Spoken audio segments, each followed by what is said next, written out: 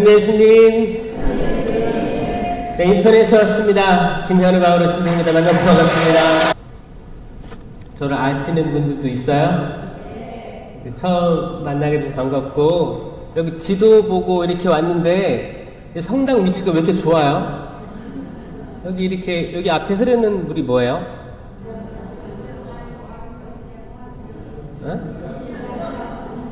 곤제암천이에요? 아, 그래요. 바로 옆에 성당이 이렇게 멋지게 있습니다. 그래서 너무 좀 일찍 와가지고 좀 걸어 다녔어요. 저 못 봤죠? 너무너무 좋은 장소에 거룩한 성전 여기 있습니다. 사실 이렇게 더울 때는 다른 데 가는 게 피서가 아니에요. 이게 피서예요. 이게 피서예요. 여러분 시원하게 성당 오셔가지고 말씀 듣고 미사하고 그 생명 그 자체이신 영성체하고 얼마나 좋아요. 평화의 인사 나누고 안수도 받고 오늘 대박이에요. 대박. 이 귀한 것들을 다 한 번에 받는 거 아니에요. 그리고 그쵸, 집에 가봤자 TV 보고 그런 거 있잖아요. 하나도 안 시원해요. 말씀 듣고 말씀이 하느님 말씀이 살아있거든요.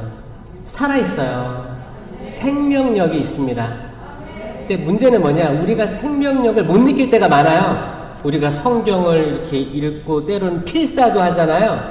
그런데도 이 살아있는 걸 못 느낄 때가 있다는 거예요. 이 못 느끼는 건 왜 그런 거예요? 악이에요.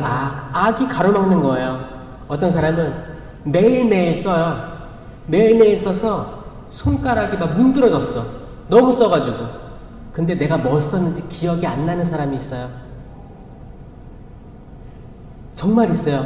몇 번을 필사했는데 기억에 있는 한 절이 없는 거예요. 그럼 이거 잘 썼다고 할 수 있어요? 뭔가 이상하지 않아요? 뭔가 홀린 듯이 내가 이걸 해야만 하는 거야. 내가 할 일인 거예요. 그 쓰는 게 얼마나 귀한 거면, 얼마나 소중한 거면 악이 그렇게 방해하는 거예요. 통독을 해요. 매일 통독을 해. 나 진짜 몇 번을 통독한 것 같아. 근데 머릿속에 안 남지 않아요? 신기하죠? 이게 악마가 있다는 증거예요. 여러분 오늘도 아마 이거 준비하거나 아니면 미사 올 때 오기 전까지 별의별 일이 다 있었을걸요? 저도 별의별 일이 다 있었거든요. 그런 거 있지 않아요? 뭔가 희한하게 방해하는 것들이 있습니다. 말 잘 듣던 사람도 날씨가 더워서 그런지 예민할 때도 있고, 자녀들도 말안 들을 때도 있고, 또 지나가는데 뭐 운전하다가 이제 뭐 빵빵대고 뭐 굉장히 예민하게 다가올 때도 있고, 별의별 일이 다 있어요. 근데 여러분들 지금 여기 모이신 거는 지금 방주에 타신 거예요. 어딜 가나 똑같아요. 피성을 가나 철야기도를 가나 어떤 특별한 뭐 기도회라든지, 뭐 성모님 신심 있으신 분들은 뭐 체납골로 기도회라든지 셀 기도 모임이라든지 그 다양한 기도 모임이 있단 말이야. 레지오라든지 아니면 봉사하는 뭐 성가대 연습부터 해서 뭐 복사단, 뭐 전래부 다양한 연습이 있을 거 아니에요. 그런데 갈 때 방해자가 있다는 거죠. 방해자. 이건 사람이 아니에요. 사람일 수가 없어요. 왜? 하느님께서는 사람을 보시니 참 좋게 만들었거든요. 이걸 일단 믿으셔야지 여러분 행복해지는 거예요. 이걸 믿어야 돼요. 하느님께서는 사람을 당신 이미지대로 보시니 참 좋은 사람들로 만드셨습니다. 아멘? 이 말은 뭐냐? 여러분 스스로도 그렇게 본인이 너무너무 좋고 사랑스럽게 만들었고, 여러분 옆에 있는 남편도 하느님께서 보시니 얼마나 좋게? 참 좋게 만드셨다고요. 이걸 믿으셔야지 행복해진다니까요. 진짜요. 여러분 자녀들 말할 필요 더 있어요? 보시니 참 좋게 만드셨어요. 그런데 말이죠. 우리는 왜 사람들을 보면서 지칠까요? 보신이 참 좋게 만들었잖아요. 성경에서 그렇게 나왔어요. 천지창조, 이것도 그냥 만들었어요? 빛이 있어라. 우주, 만물을 만드시고, 둘째 날 하늘과 바다를 만드신 거예요. 셋째 날 땅이 솟아올랐어요. 넷째 날 그 우주에, 광활한 우주에 해와 달과 별을 이렇게 일일이 심으셨어요. 다섯째 날 하늘에 새, 바다에 물고기도 심으셨어요. 여섯째 날 땅 위에다가 나무들, 수많은 나무들, 그리고 동산 한가운데에 나무들이 있었죠. 그리고 짐승들, 들짐승, 집짐승, 길짐승, 그리고 마지막에 사람을 만드셨는데 항상 보신이 좋았다, 좋았다, 좋았다라고 표현했어요. 근데 마지막 날 인간을 만드시고 보신이 참 좋았다. 정말 영어 성경에도 그랬어요.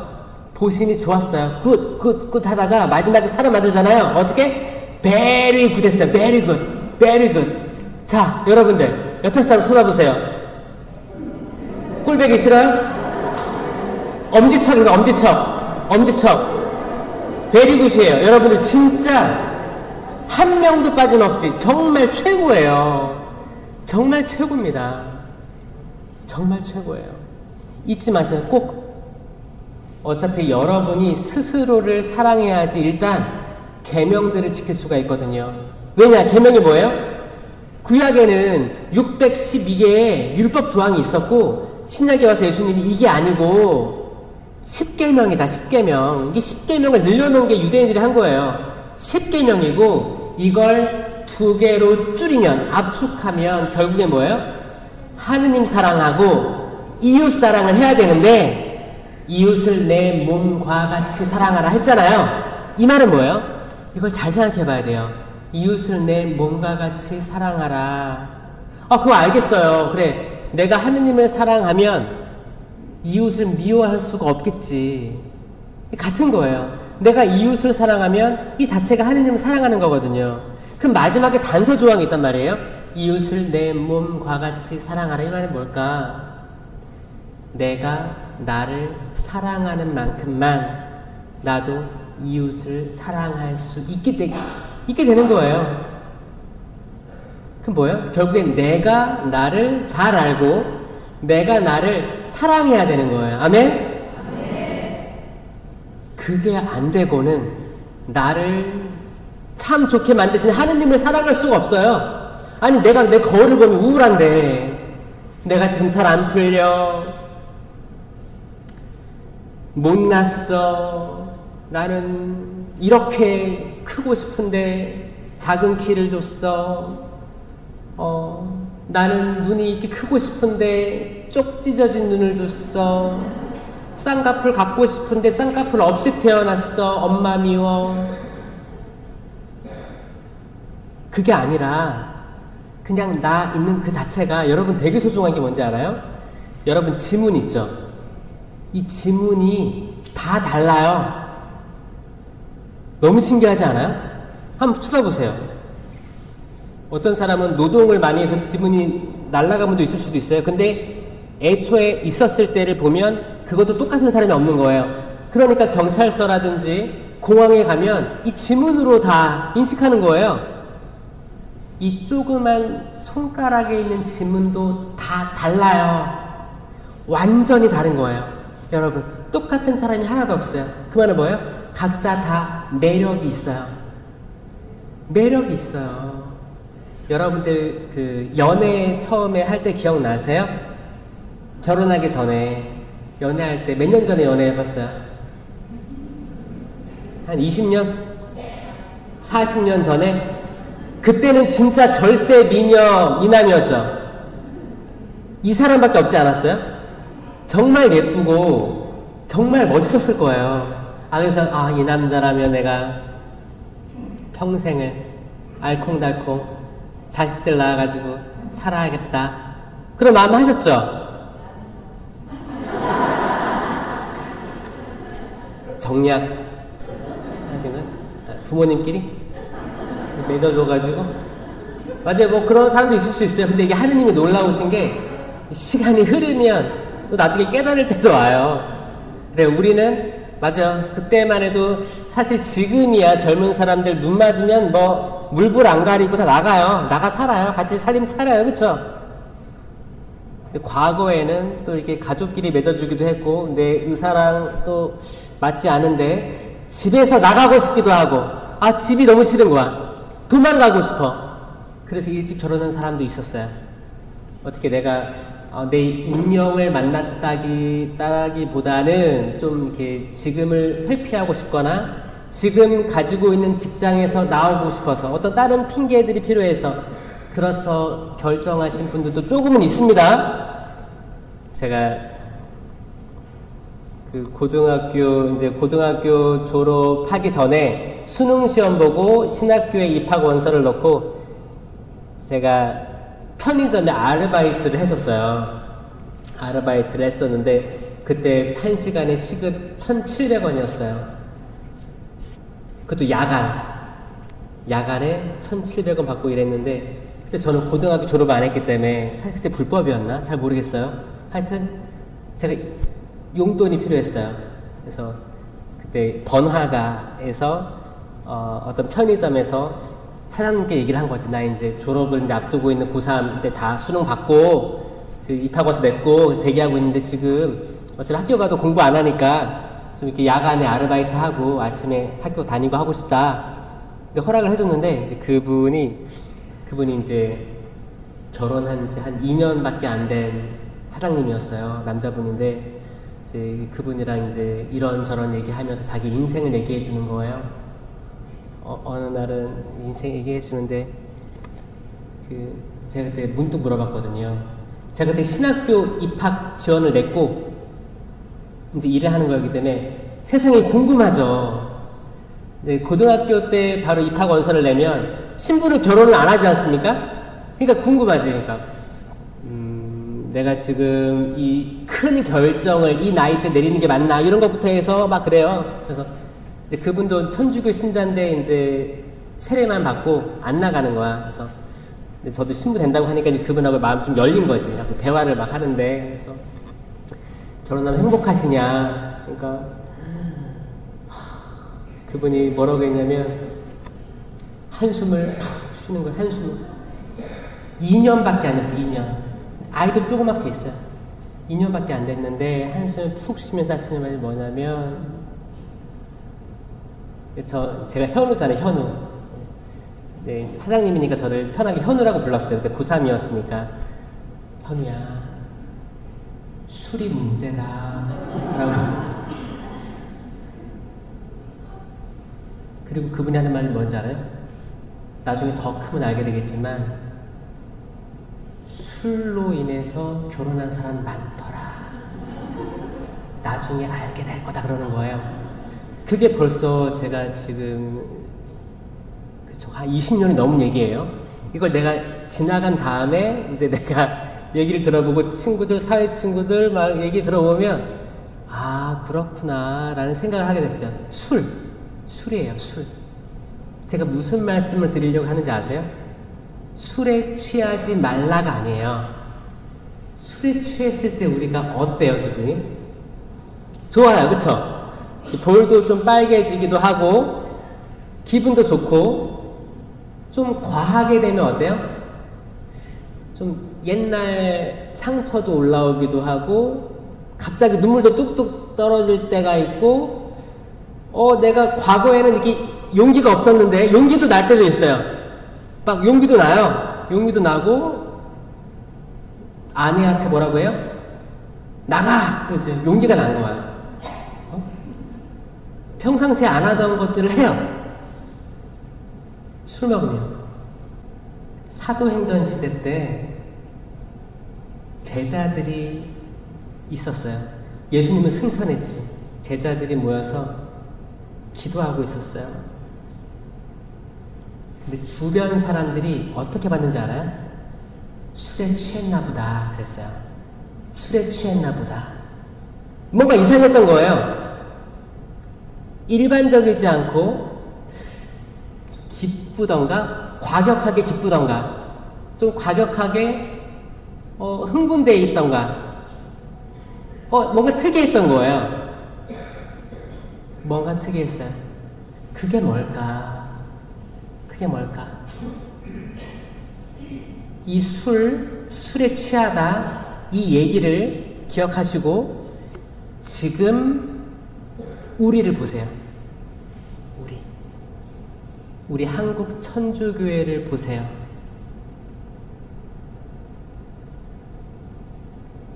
우리는 기쁜가요?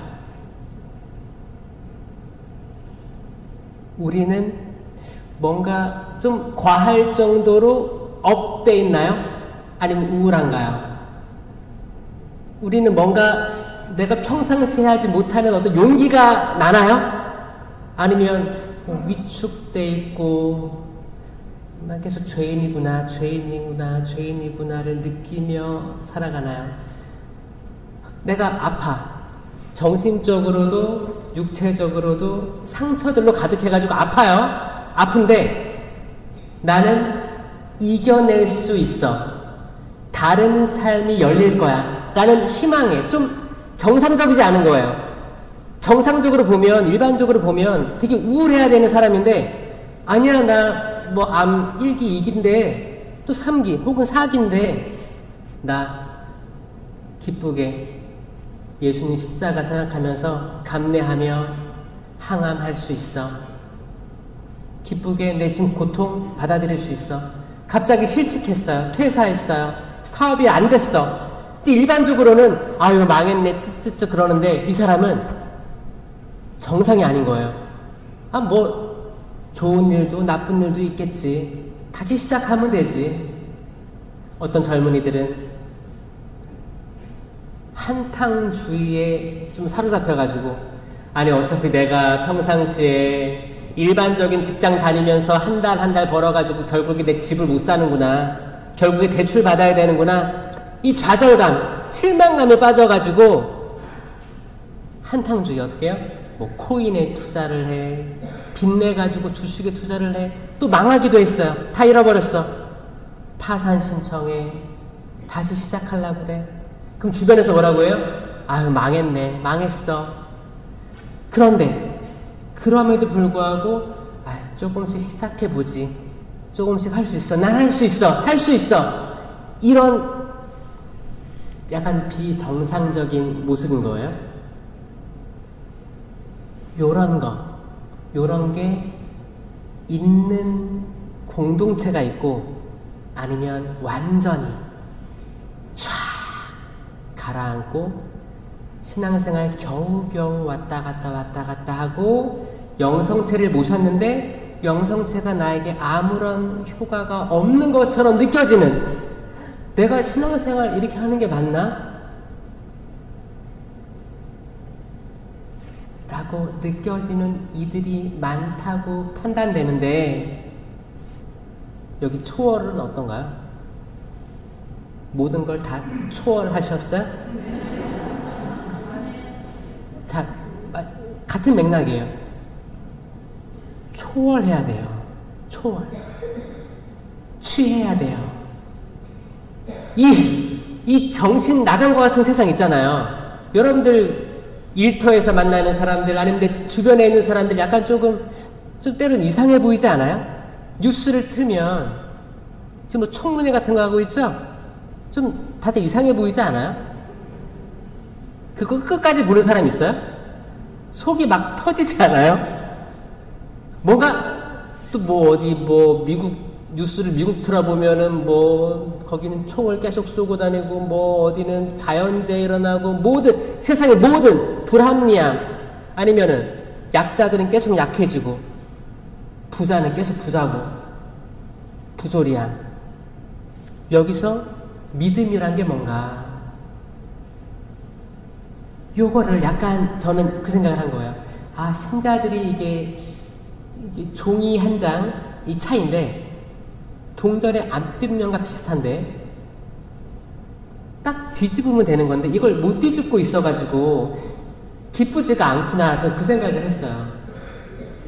제가 그랬거든요. 신앙은 무조건 기뻐야 됩니다. 무조건 기뻐야 돼요. 예수님께서 진복8단에 뭐라고 했어요? 마음이 가난한 자들은 행복하다. 하느님 나라가 그들의 것이다 라고 했어요. 아니 마음이 가난한데 지금 가난한 것도 서울해 죽겠는데 무슨 마음이 가난해. 행복하래잖아요. 필리핀서에 바오로 사도는 뭐라고 했어요? 기뻐하십시오. 무슨 일이 있든지 기뻐하십시오. 항상 거듭말합니다. 항상 기뻐하십시오. 바오로 사도는 그때 감옥에 있었습니다. 언제 죽을지 모르는 상황이었어요. 기뻐하십시오.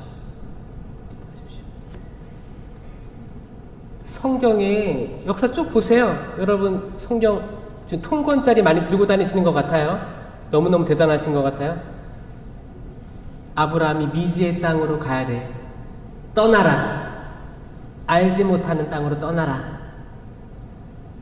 두렵지. 그때는 뭐 지금 뭐 KTX가 있어요. 뭐 택시, 카카오 택시가 있어요. 없어요. 허허 벌판이고 유목민이기 때문에 가족하고 천막, 양떼들 어디로 떠나라는 거예요? 사방 천지가 지금 다 허허 벌판인데 떠났다는 거예요.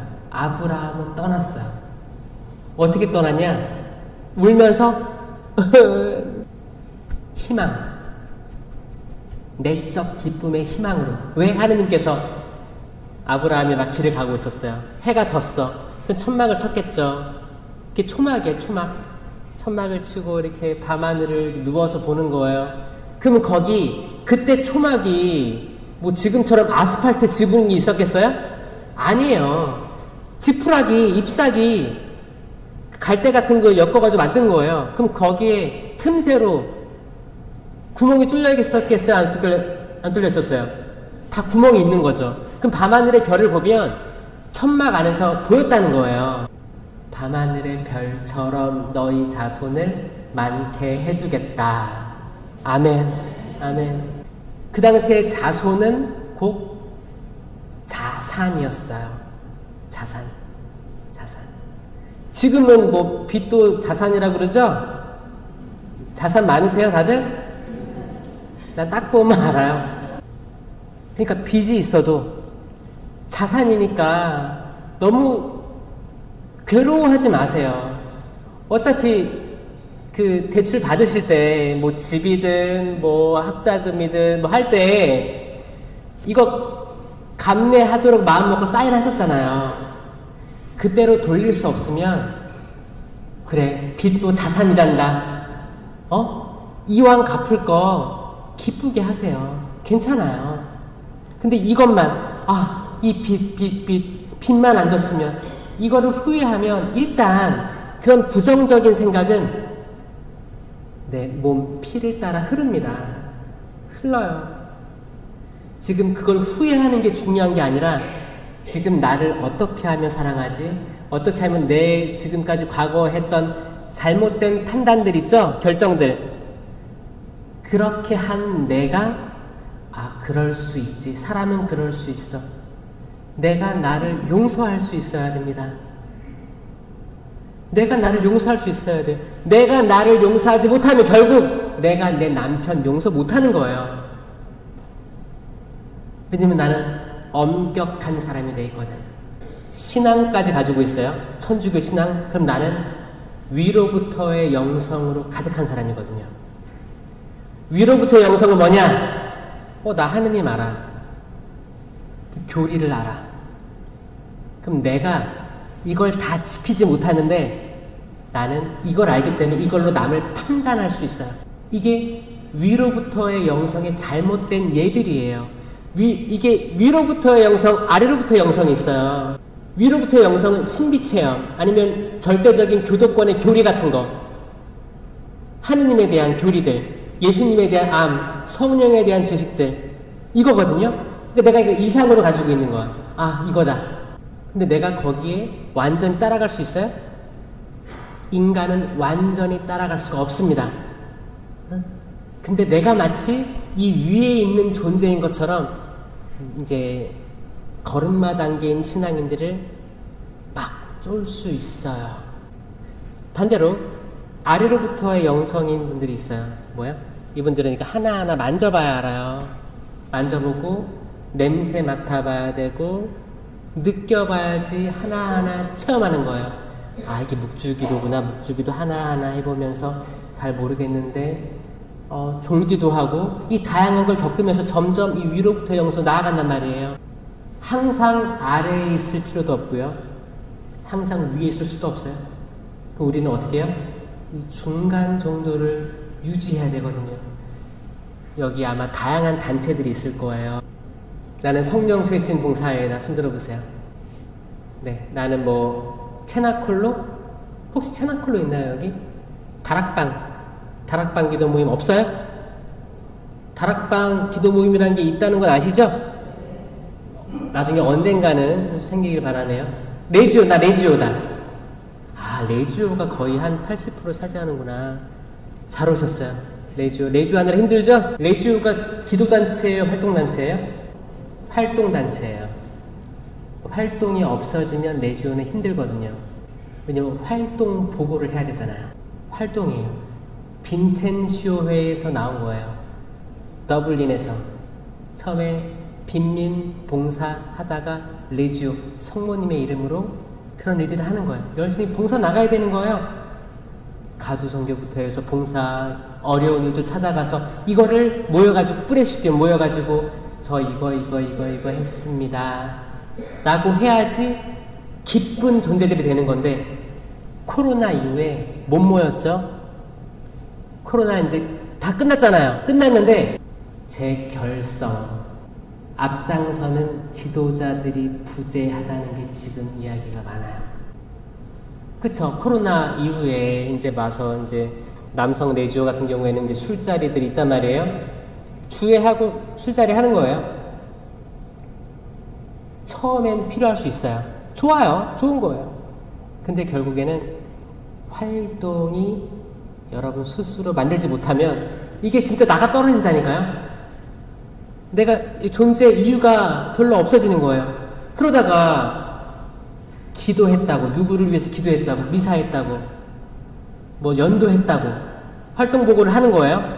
그럼 이 보고 때문에 내가 때론 거짓말들을 하더라고요. 프레시디움 같이 주회를 하는데 내가 아무리 봐도 내 옆에 앉아있는 이 자매, 이 형제보단 내가 난 것 같은데, 응? 내가 난 것 같은데 이 사람은 활동 보고를 잘한단 말이에요. 그럼 나는 이 사람보다 더 많이 얘기해야 돼요? 적게 얘기해야 돼요? 난 잘났는데 이 사람보다. 이게 지금까지 누적되어 온 약간 저는 상처라고 표현하고 싶어요. 상처. 레지오 마리에가 프레시디움 단원들 또 꾸리아 위에서 상급에서 내려오는 것들을 어떤 보고하기 위해서 몸집을 불린 거라고 생각해요. 이거 다 영적 대출이에요. 영적 대출 받은 거예요. 그래요. 우리 자산은 이렇게 많습니다. 맞아. 빚도 자산에 들어가면 카톨릭 교회가 지금 전국 11%라고 11%. 인구 대비 11%가 천주교. 다 이거 자산이에요. 거기에 대출이 있어요, 없어요? 있어요. 여기 초월성당 교적이 몇 명일까요? 5천? 3천? 그 주보에 맨 뒤에 나오는데 전체 신자 다 역본당에서 왔어요? 한 3천, 4천, 2천이에요? 2,500? 그러면 2,500이면 여기 주일미사 몇 대 있어요? 3대? 일요일 2대, 토요일날 일요일 3대 있고 토요일날 1대 정도 있고 4대 있잖아요. 4대 미사에 한 번 미사할 때 이렇게 모이세요? 더 많아요? 그러면 한 250? 한 번에? 250이면 1000명이네. 1000명. 미사 4대 250이 다 온다고 생각해서 1000명 나오는 거, 1000명. 만약에 교적이 2500, 3000이면 허수가 더 많죠? 이거예요. 이게 자산이에요. 자산. 그럼 이거를 전국적으로 비교하면 어떡할까요? 11%가 천주교 신자래요. 그럼 실제로 주임에서 나오는 사람이 한 4, 5% 되는 거예요. 자, 괜찮아요. 괜찮습니다. 우리 현금은 4, 5% 정도 있고, 대출이 나머지 예요. 처음에 등록한 신자겠죠? 그쵸? 이걸 후회할 게 아니고 그러면 어떻게 해야 되는가를 봐야죠. 희망적이게. 지금까지 우리가 세를 불리려고 내 프레시디움 더 인원 더 챙겨가려고 그거 있어요. 여러분 예비자 규례 하잖아요. 그리고 이제 세례 받으려고 그래. 그럼 눈에 불을 켜고 자기 프레시디움에 꽂아 넣으려고 하는 사람이 있어요, 없어요? 성가대 각 단체들이 자기네 인원 채우려고 정말 이 사람의 영혼 구원을 위해서 노력할 거라는 약속도 없이 뭐야? 숫자 좀 채우려고 했던 게 우리 이제 80년대, 90년대, 2000년대 코로나 전까지가 그런 시기였어요. 쭉 숫자는 올라갔어요. 우리의 대출도 올라갔어요. 신기해. 영적 대출하고 우리 집 대출도 같이 올라간 거예요. 같이 올라갔어. 코로나 때 이제 다 끝났어요. 그때 저는 키에 걸러진 때라고 믿습니다. 키에 걸러졌어요. 그때 특별히 영성체에 대해서 성체 신심에 완전히 이게 드러났어요. 성체 신심이. 성당 그때 못 나오게 했었죠. 그때 기분이 어떠셨어요? 어떤 사람은 평상시에도 성당 갈까 말까 하는 신자들이 있었거든요. 나오지 말래요. 그러면 기분이 좋을까 안 좋을까요? 기분이 좋은 거예요. 표현은 못하지만 가지 말라고. 그리고 이제 캠핑카에서 이제 가족끼리 어디 성당에서는 어떻게 했어요? 성당에서도 어떤 신부님 또 어떤 사목회들은 평상시에 좀 휴가를 가고 싶어 했어요. 힘들었어. 지쳤어. 좋아하는 사람이 있을까 없을까요? 있어요? 아무도 모르죠. 아무도 모르죠. 근데 있을 수도 있어요. 그 뭐야? 상처가 많았다는 거죠. 피차. 성당 공동체든 신자들이든 뭔가 그냥 나와야 되고 해야 되고 내가 처리해야 되고 매년 여름이 되면 캠프를 해야 되고 애들 갔다 와야 되고 지금 여름 캠프 시즌인데 여기 본당 여름 캠프 있나요? 아이들 어디 가요? 거기서 귀신놀이 같은 거 해요? 코로나 전에 문제가 뭐였는지 아세요? 여름 캠프 때 여름 신앙학 이름은 여름 신앙학교야. 근데 이 신앙에 미사밖에 없어요. 율동하고 미사밖에 없고 이제 포스트 게임이라고 해가지고 여기 들리면 뭐 사탕 주고 뭐 먹을 거 주고 돌아다니다가 또 어떤 여름이니까 남양 특집을 해야 된대. 꼭 귀신 분장 해가지고 놀래키기도 하고 저는 지금까지 해오던 게 지금 다 스톱! 멈춰! 해오던 거 다 멈춰라. 그때가 코로나 시기였다고 생각합니다.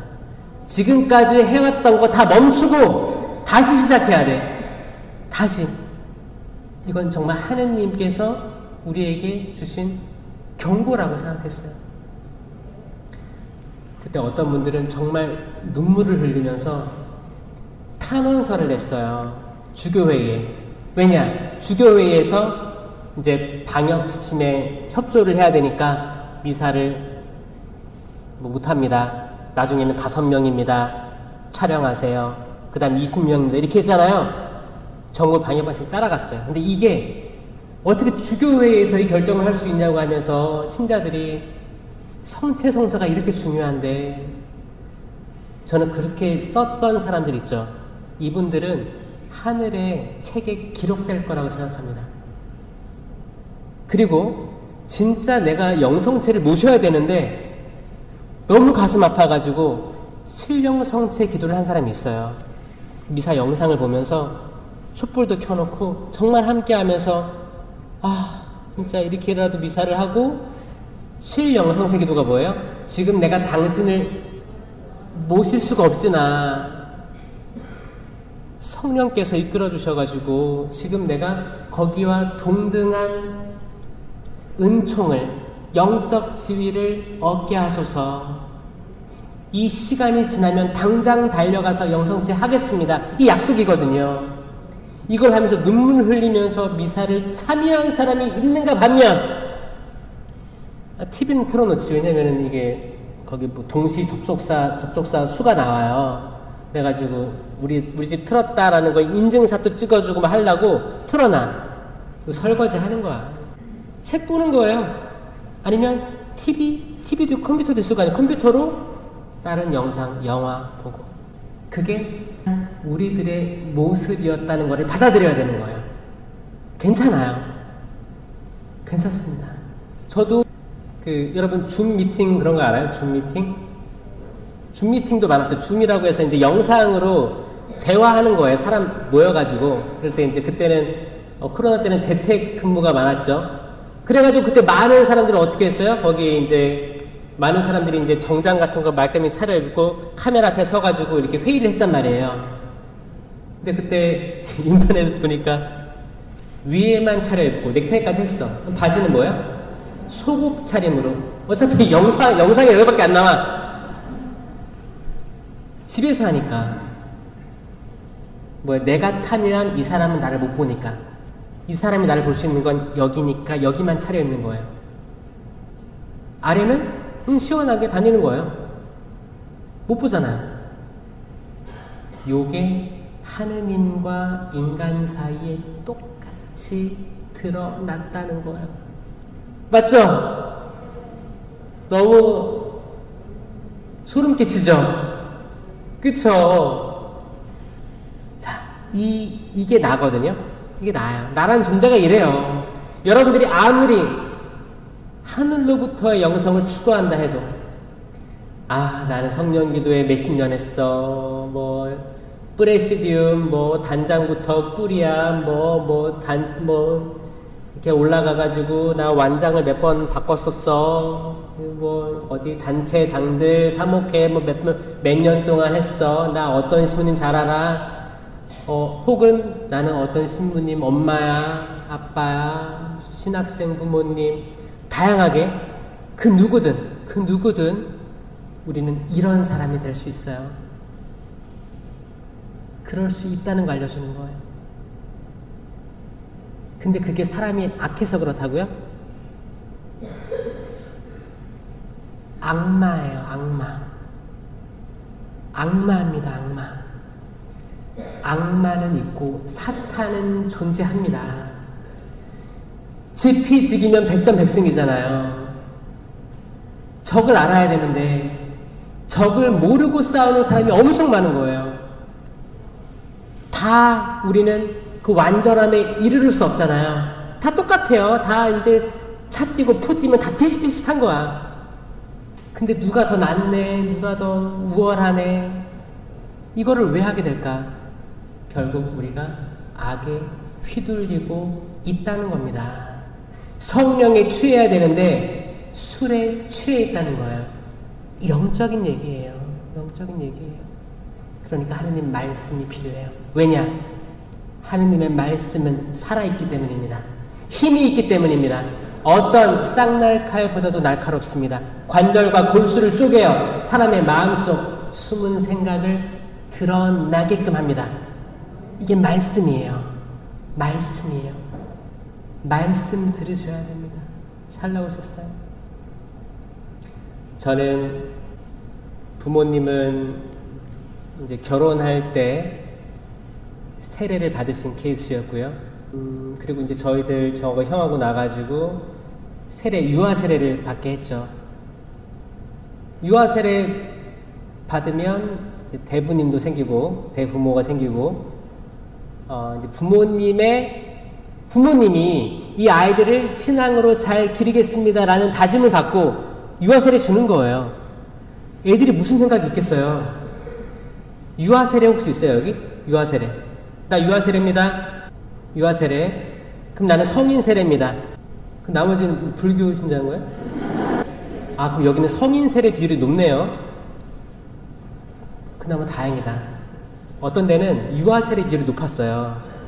그런 데는 더 좀 위협적인 요소들이 있어요. 왜냐면 유아세례를 받았는데 부모님이 신앙생활 열심히 안 했으면 아이들도 같이 안 한 거거든요. 그런 케이스가 많았었어요.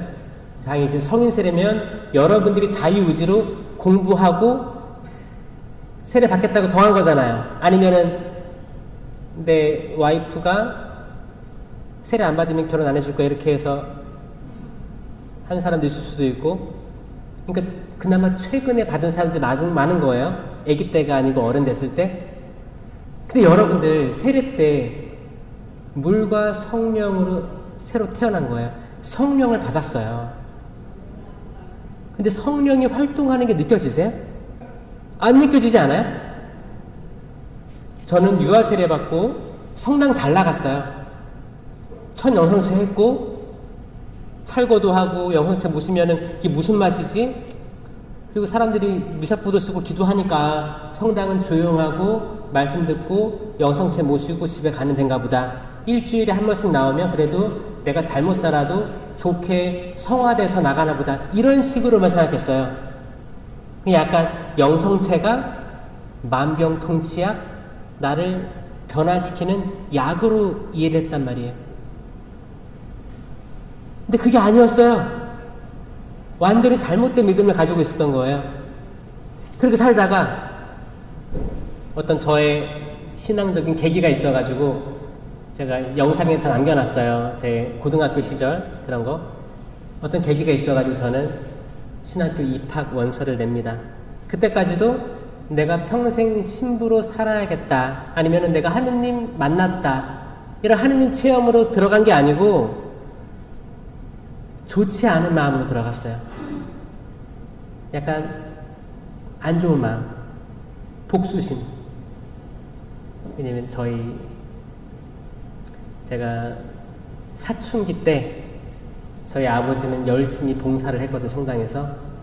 근데 본당 신부님으로부터 공개적으로 망신당하고 모욕당하고 알아누우시고 이런 것들을 제가 사춘기 때 봤었어요. 그런 게 있어가지고 제가 신학교에 입학할 때 원서 낼 때 제 마음은 뭐였냐면 순수하게 나는 사람을 살릴 거야, 영적으로 사람을 살릴 거야, 이런 마음보다는 내가 그렇게 크게 봤던 우리 아버지를, 세상에서 제일 힘이 셌고 정말 듬직했고 그 누구도 우리 아버지가 최고다. 아버지는 당신 말씀이 당신 주먹을 믿고 있던 사람이라고 했단 말이에요. 덩치도 있으시고 이렇게 우락부락하게 생기셨습니다. 이렇게 근육도 많고. 근데 그런 분이 집에 이렇게 누워 계시는 장면들, 제가 고등학교 때 느낀 거죠. 누워 계시고 링겔 맡고 있던 기억들, 전 이게 납득할 수가 없었어요. 그래서 내가 이렇게 만든 사람 찾아가서 따지고 싶었어요. 근데 그게 신부님이래요. 그때 저는 복사단이었어요. 그럼 복사단이 가서 신부님하고 따지면 이게 급이 맞아요? 안 맞잖아. 나 신부 돼서 신부 대 신부로 맞짱 한번 떠야겠다, 이 생각으로 저 입학했어요. 그럼 이게 아주 순수한 동기인가요? 아니죠. 근데 하느님께서는 이런 것도 이용하셔요. 전혀 말도 안 되는 것도 하느님께서 이용해서 쓰십니다. 아멘? 믿겨지세요? 의도가 안 좋았어요. 지금 여러분들 의도가 좋은 분도 있고 안 좋은 분도 있어요. 때론 정말 순수한 악함이란 없습니다. 그건 악마밖에 없어요. 100% 악이에요. 그건 악마예요. 100% 악이에요.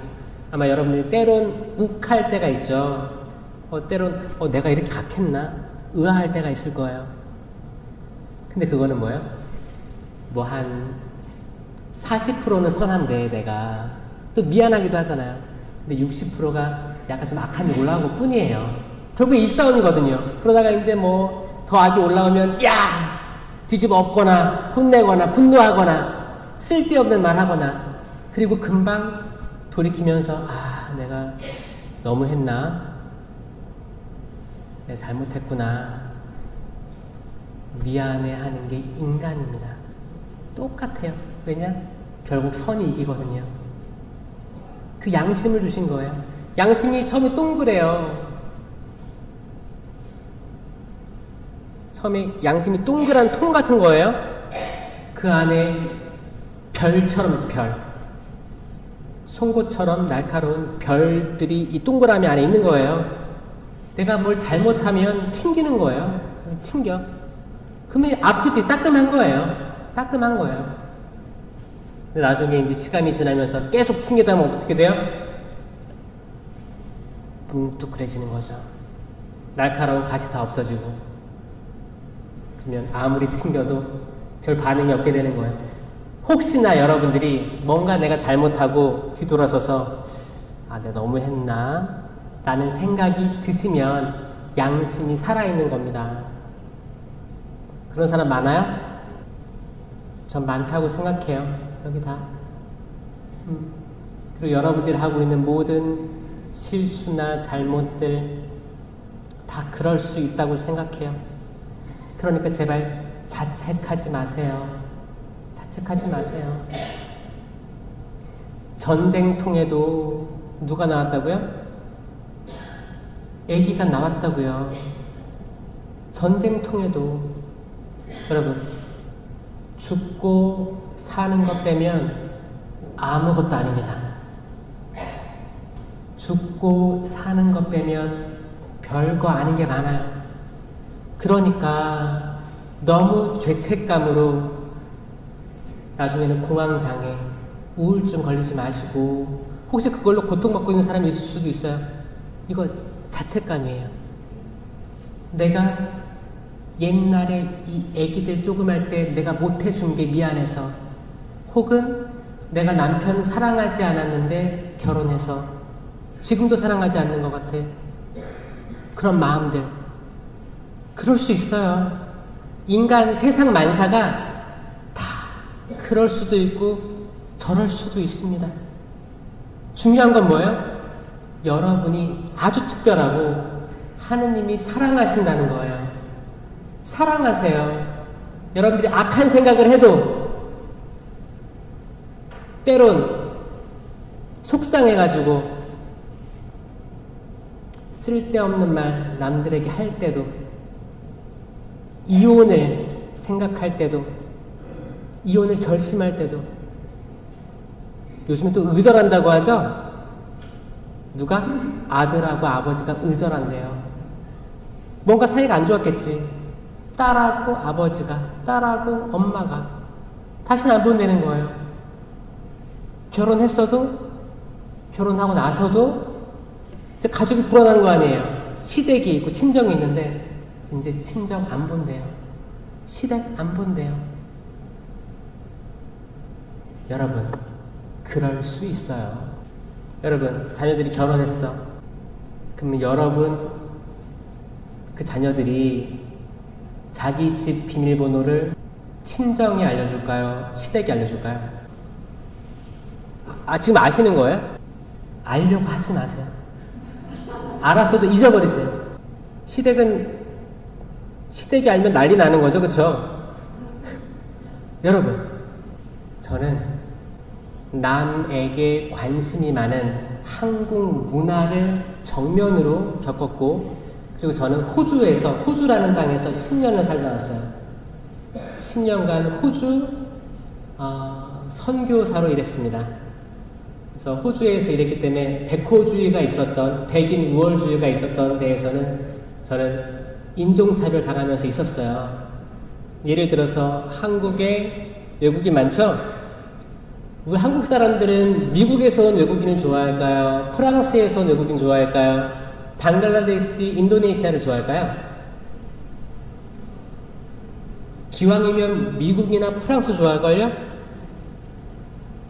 만약에 여러분들 아들, 딸들이 남자친구, 여자친구 데려왔는데 엄마 외국인이야. 어디서 왔어? 방글라데시. 헤어져! 그럴 거 아니야. 엄마 미국이야. 그래? 저는 호주는 백인 우월주의였기 때문에 저는 그들에게 어떻게 보였을까요? 예측하는 대로 한국도 이제 서양 우월주의가 있고 동남아는 우리보다 낫다고 보는 거예요. 호주에서 저는 낮게 보인 존재였던 거죠. 그렇죠? 시원하게 왔으면 좋겠다. 낮게 보인 거예요. 이게 똑같은 거예요. 결국에 뭐냐면 인간이 그래. 인간의 시야가 그런 거예요. 그냥 그럴 수 있어요. 그럴 수 있는데 뭐가 중요하냐? 여러분이 자기를 사랑해야지 남도 사랑할 수 있다는 거예요. 여러분이 여러분들의 사랑이 커야지 나는 방글라데시에서 온 사람을 사랑할 수 있게 되는 거예요. 여러분이 여러분을 사랑할 수 있어야 미얀마에서 온 난민을 사랑할 수 있게 되는 겁니다. 반대로 얘기하면 여러분이 어떤 사람을 두고 이 사람 뭐 동티모르에서 왔어. 아유 한국이 잘 사니까 돈 벌러 왔나 보다. 이 손가락질하는 그 잣대로 여러분 스스로에게 손가락질하는 형국인 거예요. 자, 창세기에서 하느님께서 사람을 만드시니 어땠어요? 보시니 참 좋았습니다. 그 사람에는 한국 사람만 있습니까? 아닙니다. 아닙니다. 모든 사람이 이게 여러분의 행복의 출발점이 될 거예요. 모든 사람이 모든 사람 이 수원교구에 외국인 많습니다. 그렇죠? 외국인을 내가 사랑하게 될 때 여러분들의 사랑이 더 성숙해졌다는 지표가 될 거예요. 그리고 여러분 남편이나 아내 있죠? 다 외국인이에요. 더 큰 차원에서 보는 거예요. 더 큰 차원에서. 우리 아버지는 전라도, 어머니는 경상도 분이에요. 서울에서 만났어요. 자, 여러분들은 나는 같은 지방, 같은 동네에서 만났다 있어요? 있는 사람도 있어요. 동도 똑같고 다 똑같아요? 그럼 결혼한 지 얼마나 됐어요? 50년? 그러면 첫사랑이시네요. 박수 한번 쳐주세요. 그러니까 그러면 이 총월 성당 여기? 지방. 그럼 다른 지방에서 만나서 결혼해서 여기서 자리 잡으신 거죠. 서울로 갔다가 그리고 또 이사 와서 자매님이 외국인인 거예요. 무슨 말씀인지 알겠어요? 외국인 또는 이주민이란 말 씁니다. 맞아요. 저희 아버지도 경상도, 전라도 만나서 서울, 인천, 저 인천에 살고 있고. 자, 나는 여기 초월 이 동네에서 태어나서 지금까지 살고 있다. 있어요 혹시? 그러면 여기서 묻힐 거예요? 미래에. 모르겠죠? 자, 맞아요. 몰라요. 우리 다 이동하며 살아갈 거예요. 수녀님들도 소명 주어지면 딱 떠나잖아요. 딱 떠나는 삶을 신부들도 임기 딱 되면 떠나잖아요. 그러니까 사제나 수도자가 이 성경에서 나오는 이 떠남에 대한 징표입니다. 징표. 그 말은 뭐예요? 장차 우리도 인생사가 80년이에요. 근력이 좋아야 80년이에요. 근데 지금 의술까지 좋으니까 100년 넘어가는 거예요. 그쵸? 그러면 결국 끝이에요. 결국 잠깐 왔다 가는 존재가 인간이더라. 여기 동의하세요? 나는 500년 살고 싶습니다. 손 들어보세요. 우린 대충 다 알아요. 우리가 만약에 한 뭐 60, 70이 됐다 그러면 아, 살아갈 날보다 살아온 날들이 많았구나. 그럼 추억 떠올리면서 소주잔 한 잔 기울 때도 있고, 어르신들은 그럴 때도 있을 거고, 뭐 한 40대면 아, 이제 중년이구나 생각하는 사람도 있을 거고, 또 더 어린 분들은 이제 아, 내가 살아온 날보다 살 날이 많기 때문에 희망을 가지고 막 이렇게 하는 사람 있잖아요. 다양하게 있을 거야. 결국 뭐예요? 인간은 영원하지 않기 때문에 에덴 동산에서 추방돼서 나와서 잠깐 있다가 좋은 일 많이 하고 남에게 독이 되는 게 아니고 득이 되는 일들을 많이 하고 결국 하늘나라로 돌아가야 될 존재인 거예요. 우리가 이주민입니다. 레위기에서 하느님께서 말씀하세요. 너희도 이방인이었다. 너희도 이집트에서 이방인이었기 때문에 다른 이방인에게 잘해줘라. 남 무시하지 마라. 여러분, 거기 성전에서 예수님이 유일하게 탁자를 뒤집어 엎은 거 알아요? 성전 정화 사건이라고 하죠. 왜 그랬는지 알아요? 거기에는 수많은 사람들이 동물들 들고 왔단 말이에요. 부자인 사람은 소를 잡기도 하고 가난한 사람은 피존, 거기 비둘기 한 쌍을 바치기도 했습니다. 그런데 멀리서 온 지방에서 온 사람들은 아니 그 소나 이런 것들을 어떻게 끌고 와요? 근교에 있는 집들은 끌고 왔지. 근데 아주 멀리서 온 분들은 어떻게 했어요? 돈을 가져왔단 말이에요. 돈을. 그리고 환전상이 있었던 거죠. 환전상. 거기서 어떻게 해요? 여러분 뭐 이렇게 제주도라든지 이제 뭐 여름 휴가 가면 바닷가 뭐 산 이런 데 가면 비싸게 팔죠? 싸게 팔겠어요.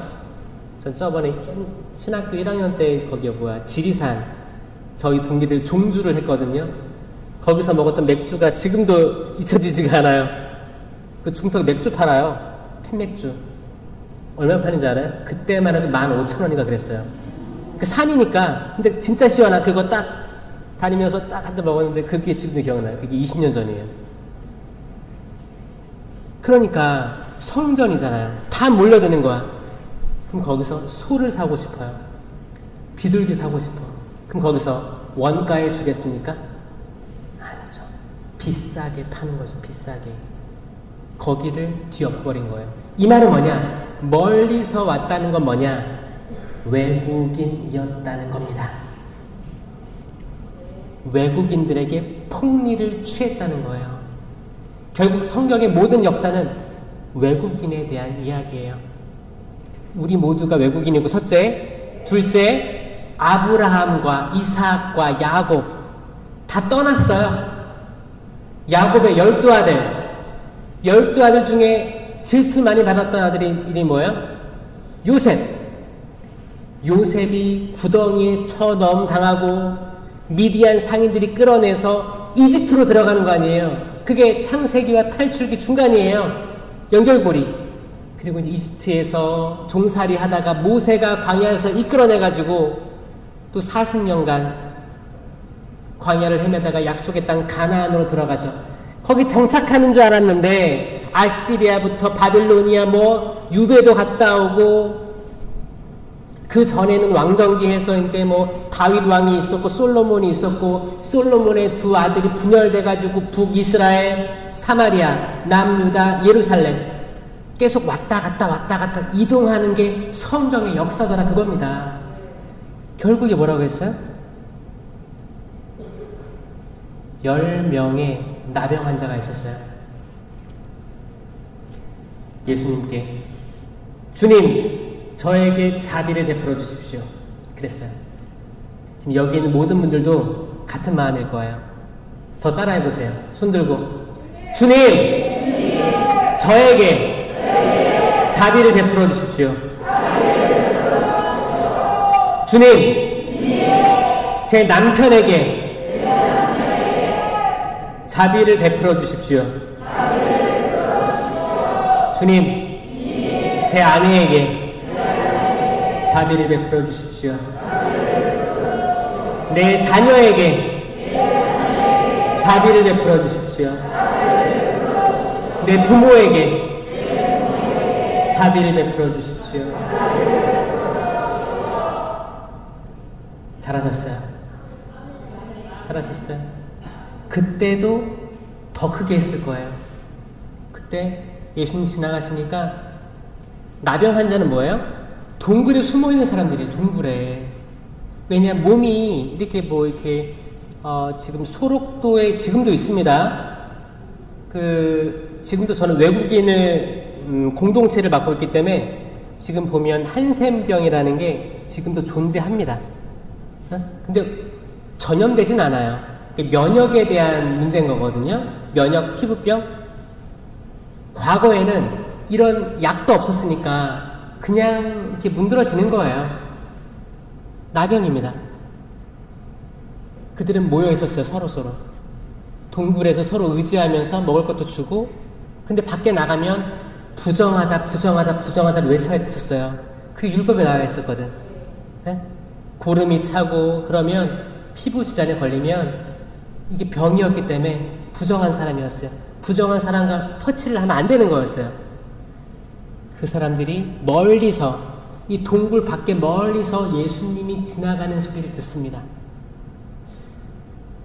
예수님이 조용히 다니면 안 들리겠죠. 뭐요?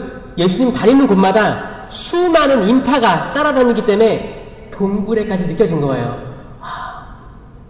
이게 말로만 듣던 예수님이 여기 지나가신다. 그들이 어떻게 했어요? 주님! 자비를 베풀어 주십시오. 아주 절박하게 했을 거란 말이에요. 절박한 거예요. 예수님 뭐라고 했어요?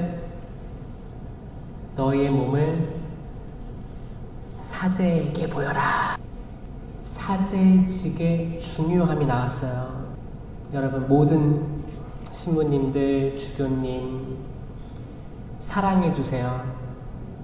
수도자들, 사랑해주셔야 됩니다. 내 마음에 맞는 사람이 있고, 좀 안 맞을 수도 있어요.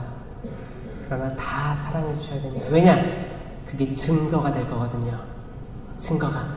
여러분들 하늘의 생명의 책에 여러분 이름이 쓰일 때, 그게 증거가 될 거거든요. 아멘? 그들이 예수님 말씀 듣고 가는 길에 어떻게 됐어요? 이미 깨끗해진 걸 느꼈어요. 깨끗해진 걸 느꼈습니다. 그런데 돌아와서 감사를 드린 이는 누구였어요? 사마리아인이었습니다. 아니, 주님께 감사를 드리러 온 사람은 이 외국인 말고 없느냐. 여러분, 저는 고등학교 때 외국인 싫어했어요. 학교 갈 때 버스 타면 버스에 이제 남동공단이라고 해서 제가 거기 학교에 있었거든요. 그 버스에 출근하기 위해서 외국인이 엄청 타 있었습니다. 근데 저는 교복을 입고 있었잖아요. 근데 냄새 나는 거 갖고 싫었어요. 싫었어. 근데 제가 신부돼서 호주에 팔려갔어요. 그 사람들이 어떤 백인은 제가 성체를 나눠주잖아요. 이렇게 손에 터치가 돼요. 냄새를 맡아봐요. 이해되세요? 이해되시죠? 저는 여러분들이 시야를 확장시켜주고 싶은 거예요. 눈을 뜨세요. 과거는 잊어버리고 지금 새롭게 태어나야 되는데 어떻게 태어나느냐? 일단 나와 다른 그 사람이 하느님께서 창조하신 하느님의 이미지다. 이마고데이다. 그리고 내 옆에서 일하는 사람, 남편, 아내, 다 다른 사람들이다. 다 다른 사람들인데 하느님의 사람들이기 때문에 내가 이해해주고 받아들여줘야 되는데 내가 지금까지 받아들이지 못한 건 내가 나를 스스로 사랑하지 않기 때문에 그렇구나. 내가 나를 사랑하자. 왜 나는 나한테 만족을 못할까?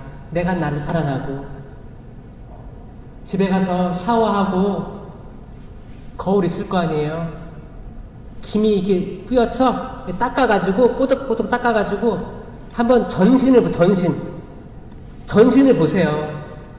여러분들의 축 늘어진 여기 팔뚝 살도 만져보시고 옆구리 살도 만져보시고 눈도 크게 한번 떠서 이게 눈썹이라든지 이런 게 얼마나 기가 막히게 만들어졌는지를 이 눈동자 기가 막히게 만들어진 거를 눈썹부터 이마부터 해서 귀 생긴 거 다 찬찬히 보세요. 그리고 나 너 사랑해 이야기해 주세요. 나를 한국 사람들이 나 스스로를 사랑하지 못해서 남들을 사랑하지 못하고 비난하고 평가하고 심판하는 문화가 어마어마하게 깔려져 있으니까 결국에 한국이 우울해지고 있는 것 같은 거예요. 여러분 여기서 해방됩시다. 여기서 해방돼요. 이거 악이에요. 악은 계속 여러분들을 다운시킬 거예요. 너 아무리 돈 벌어봤자 집 못 사. 너 아무리 해도 가족관계가 회복되지 않을 거야. 또 아무리 해도 아빠가 너 싫어할 거야. 아들이 너 싫어할 거야. 안 돼. 회복되지 않을 거야. 이거 다 악의 흐름입니다. 악. 하느님의 영은 힘과 사랑과 절제의 영이십니다. 아멘. 힘이에요. 사랑이에요. 절제. 이거는 축소해서 말한 거고 기본적으로는 은사와 열매가 있는 거예요. 은사와 열매가 있지만 열매에 대해서만 얘기할게요. 마지막으로 여러분 갈라티아서 5장 22절에 나와 있는 성령의 열매 맺는 삶을 살아야 돼요. 거기에는 우울한 게 하나도 없습니다. 절망적인 게 하나도 없어요. 뭐가 있냐? 사랑이 있어요. 사랑. 좀 따라해 보세요. 가슴에 이렇게 손을 쥐고 사랑의 열매를 맺는 거예요. 여기다가 손 올리고 웃어요. 여기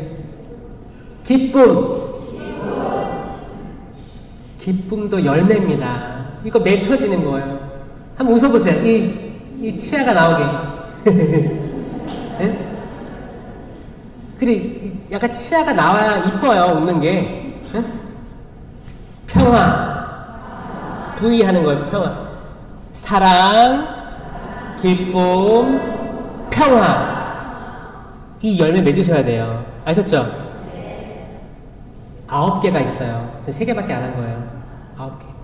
인내. 시계 보는 거예요. 인내. 여러분 인내해야 돼요. 병원에 가서도 1시간 넘게 기다려야 됩니다. 그렇죠?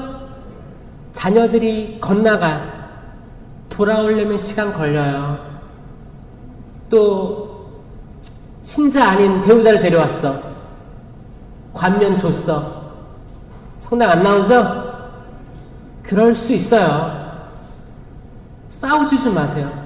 나오라고. 그렇게 끌려 나온 사람이 기쁘게 미사를 할 수 있겠습니까? 저는 하느님의 인호가 박힌 사람들은 언젠가는 자기 자유의지로 제 발로 찾아와야지 미사의 효력이 있는 거예요. 결국 자기 자유의지입니다. 억지로 끌어앉혀놓는다고 되는 게 아닌 걸 이미 코로나 이전 시대 때 이미 다 우리 경험한 거예요. 인내하시면서 제발 싸우지 마세요. 내가 하늘로부터의 영성, 위로부터의 영성이라고 난 여기 있으니까 너네가 성당 안 나와서 집안이 그 꼴이야. 그런 말 좀 하지 마세요. 내가 마치 하늘에 있는 것처럼 얘기하지 말라고요. 이것 때문에 사단이 나는 거예요. 그쵸? 인내하셔야 돼요. 말을 참으셔야 돼요. 곱씹으셔야 돼요. 내가 이 말. 여러분, 마리아와 요셉 있었죠? 마리아가 결혼하기 전에 임신했대요.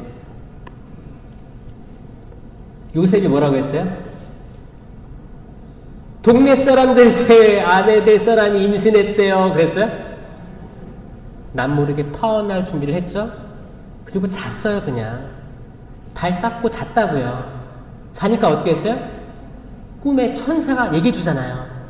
여러분, 화낼 일 있으면 발 닦고 주무세요. 혹시 알아요? 꿈에 천사가 납작 시켜줄 수 누가 알아 그거를. 근데 그 화를 못 참아가지고 술 들이퍼마시고 그냥 술에 취해가지고 성령에 취해 술에 취해가지고 뒤집어 엎는 거야. 또 다음날 후회되겠지.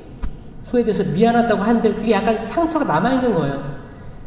그런 게 아니고 인내해야 돼. 인내. 이 열매예요. 인내, 친절. 친절해야지. 친절하면 따봉이죠. 그쵸? 최고죠. 선행. 이제 행실로 나아가는 따따봉이에요. 그러니까 인내, 친절, 선행. 지금 6개 외운 거예요. 사랑, 기쁨, 평화, 인내, 친절, 선행. 그 다음에 가슴을 치면서 오늘 성실하게 잘 살았다 해보세요. 스스로한테. 성실하게 잘 살았다. 성실입니다. 성실. 성실. 내가 작은 일에 성실하였으니 내가 열 고을을 맡기겠다. 아멘? 아멘. 성실한 열매입니다. 온유. 온유는 죄를 덮어주는 거예요. 죄를 덮어주는 거예요. 노아가 포도주 마시고 알몸으로 자고 있었죠? 거기 이제 함은 와서 볼 거 다 보고 가서 일렀죠. 나머지 이제 샘과 야펫은 어떻게 했어요? 뒷걸음질로 와서 겉옷으로 덮어드렸잖아요. 이게 온유예요. 온유. 나는 마음이 온유하고 겸손하니 나에게서 배워라. 여러분, 죄를 덮어줍시다. 지금 세계는 다 오픈하는 열기로 가득 차 있어요. 그게 아니고 모든 인류가 죄를 지을 수 있어요. 이걸 덮어주는 덕목이 열매입니다. 온유한 거예요. 아, 그럴 수 있어. 나도 그때 그랬어. 나도 그만한 나이 때 그랬으니까 죄책감 털어버리고 살아. 이런 말을 어른들이 해줘야 돼요. 젊은이들한테. 괜찮아. 너 이거 잘못했지? 심판질 하지 마시고. 그럴 수 있어. 괜찮아. 이게 이 시대를 살리는 말이 될 겁니다. 아멘? 온유. 마지막은 절제. 절제도 열매예요. 이 9가지 열매를 맺는 삶을 살아야 됩니다. 아멘? 이거예요. 이게 답이에요. 여기에는, 이 열매에는 우울한 거 없어요. 고독한 거 없고 슬픈 거 없어요. 저는 매일 아침 이런 열매 맺게 해주세요 라고 기도하고요. 잠자리 들기 전에는 어떤 열매 맺었지? 라고 성찰하면서 잠듭니다.